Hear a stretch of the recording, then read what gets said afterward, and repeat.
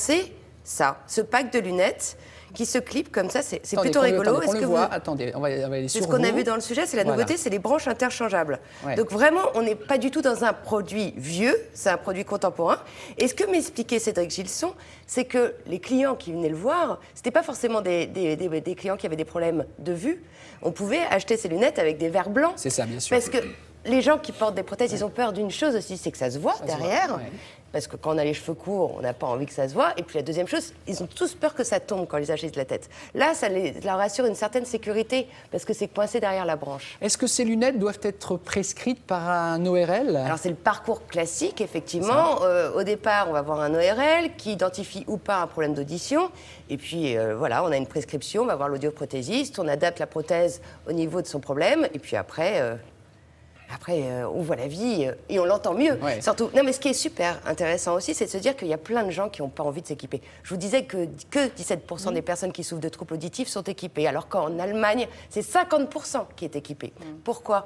Parce qu'on a peur de faire vieux. Mais pourtant, c'est à l'inverse. Moi, j'ai passé quand même une journée complète dans ces 2 boutiques, enfin même 2 journées complètes, et je me suis aperçue que la clientèle, c'était effectivement des personnes qui n'étaient pas du tout des petits vieux qui portaient le dos courbé, etc. C'était seniors actifs qui ont envie de rester jeunes. Et c'est parce qu'ils ont envie de rester jeunes qu'ils portent des prothèses pour être en connexion avec le monde. Donc porter des prothèses, c'est un peu comme s'acheter une crème de jouvence ou une crème de beauté. C'est pour être jeune. Ouais. Les prix, Aurélia, est-ce que c'est pris en charge par la Sécu? Alors voilà, il y a plusieurs choses. Le prix, alors là, ça démarre pour ces lunettes, ce pack de lunettes où on peut changer les branches, je trouve ça plutôt rigolo. Et puis surtout, c'est rien du tout, hein, je sais pas si...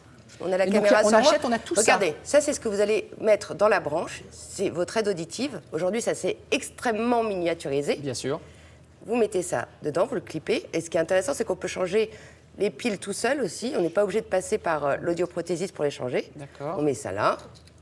On met ça dans l'oreille, et voilà. Et alors, donc, attendez, vous parliez des prix. Et on a tout ça, on a toutes ces branches de lunettes avec. Ces lunettes adaptées, ça démarre à 1 500 €. Mais alors, avec tout le système. Hein. Avec tout le système. Ouais. Alors, la sécurité sociale, si vous avez plus de 20 ans, prend en charge 199 € par prothèse. Après, il y a la mutuelle complémentaire.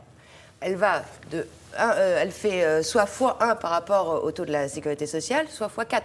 Donc vous pouvez être complètement couvert, ça dépend aussi de votre mutuelle. Mais quoi qu'il arrive, la sécurité sociale prend en charge 199 € par prothèse. Et une question, vous me répondez en un mot, est-ce qu'on les trouve partout en France? Alors, il y a cette enseigne qui, bien sûr, est partout en France. Est partout visible en France. Et sur notre site internet, vous aurez les coordonnées de cette enseigne. Ces 2 enseignes. De ces 2 enseignes.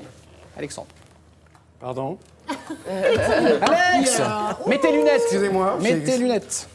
Je voudrais signaler autour de cette table à nos amis chroniqueurs, de la part de nos nombreux téléspectateurs, dont Didier de Paris, qu'on ne dit pas une lunette, puisque une lunette, ce sont pour les toilettes, mais des lunettes. Merci de signaler. Je crois tout le monde autour de la table. Voilà. Mais non, mais c'est dans quoi où il fait la linette, la linette? Non, on dit des lunettes. Oui, une lunette, c'est le truc en plastique que tout le monde ne nettoie pas systématiquement après y avoir été.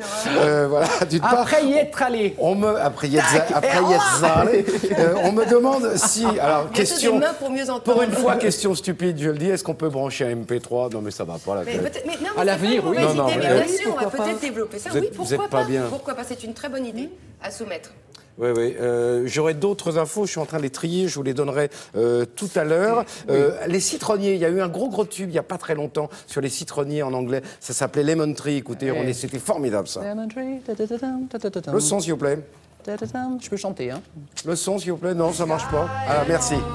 Enlevez vos moufles, les copains, là. Lemon Tree. Alors, que faire? Voilà, vous pouvez un petit peu. Voilà, bravo. Que faire avec un citron? Alors là, ça c'est de la question.